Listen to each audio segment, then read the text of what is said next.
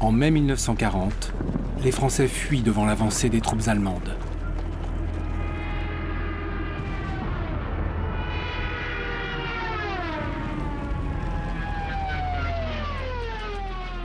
Paulette Duhalde est une petite employée de la Banque de France, dans sa ville natale, une commune de Normandie, Flers.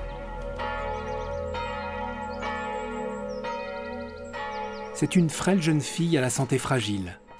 Elle a 19 ans et d'étonnants yeux verts. C'est là, au milieu du chaos de l'Exode, n'écoutant que son patriotisme ardent, qu'elle entre dans le bureau de son directeur. De sa propre initiative, elle va accomplir son premier acte de résistance. Elle demande à son patron s'il va laisser piller les biens de la banque. Celui-ci réagit aussitôt.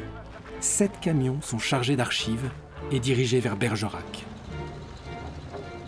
Tous savent Paulette Duhalde altruiste, intelligente et enthousiaste. Elle a fait ses études à l'Institut Notre-Dame et a songé à 17 ans à entrer au Carmel. Elle rêvait aussi de suivre les traces de la célèbre aviatrice, Hélène Boucher. En février 1941, elle est contactée, puis recrutée par un agent du service de renseignement de l'armée de l'air.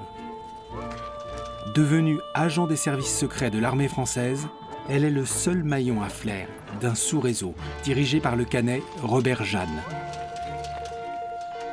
Sous le pseudonyme de Lafay, elle va transmettre des rapports sur les mouvements de troupes et de matériel des Allemands, sur les avions stationnés à la base de Flers et assurer le transport de courriers vers Vire, Caen, Alençon et Paris.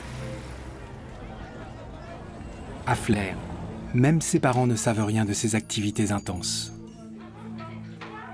Sa mère tient un petit café, son père une auto-école. Mais en 1942, une taupe s'infiltre dans le réseau. Mi-novembre, première arrestation à Caen. Le 9 décembre, la Gestapo fouille l'appartement des Duhalde. Paulette est arrêtée à la Banque de France. Elle glisse à une employée « Mon sac ». Il contient les plans du mur de l'Atlantique. Elle est transférée à Paris. Elle est internée à la prison de Fresnes, mise au secret pendant 5 mois. 8 autres membres du groupe Jeanne y subissent le même sort. Paulette parvient pourtant à communiquer par une bouche de chaleur avec une voisine de cellule, Claudine Masse. Le 29 avril 1943, elle comparaît devant un tribunal de guerre avec les autres membres de son groupe. L'un d'eux, l'ingénieur Maury, dira son admiration.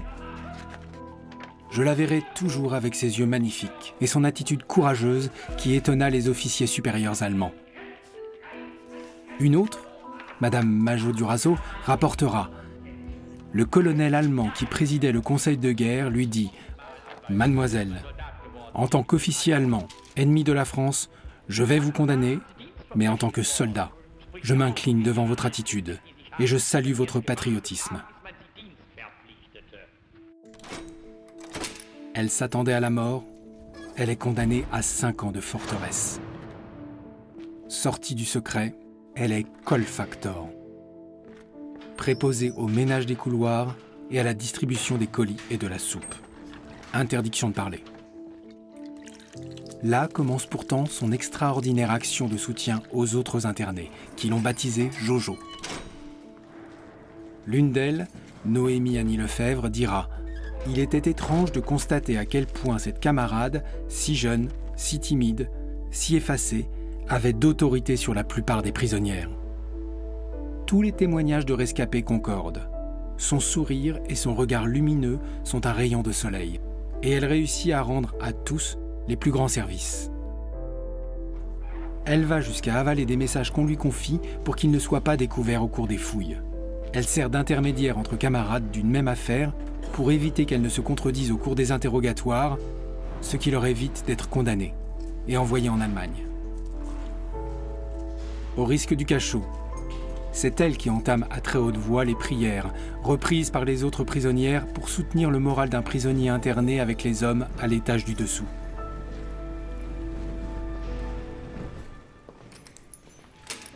Mais les Allemands ont découvert de nouvelles charges contre Paulette Duhalde. En novembre 1943, le procès rebondit. De nouveau secret total. 8 mois. Paulette apprend le débarquement en Normandie et, les 6 et 7 juin 1944, le bombardement de Flers. 80% de la ville sont détruits. Elle ne sait rien de ses parents.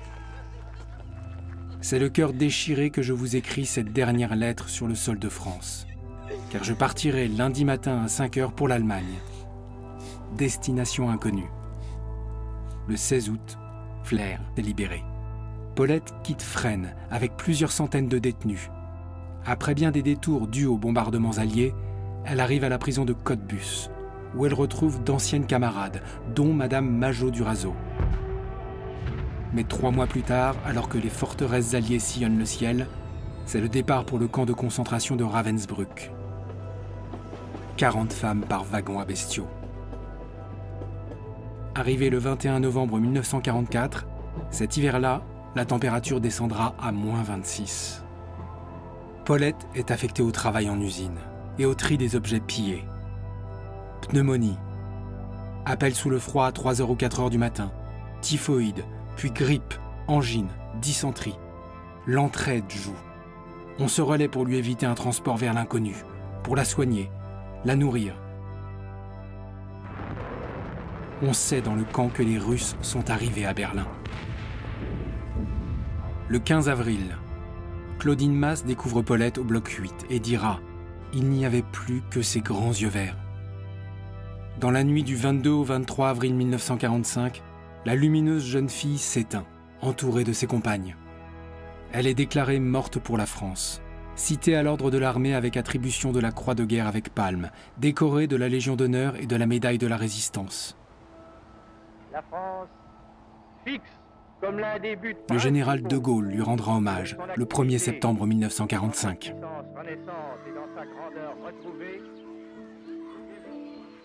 Depuis le 8 juillet 1960, à Flers, la place du marché porte désormais son nom.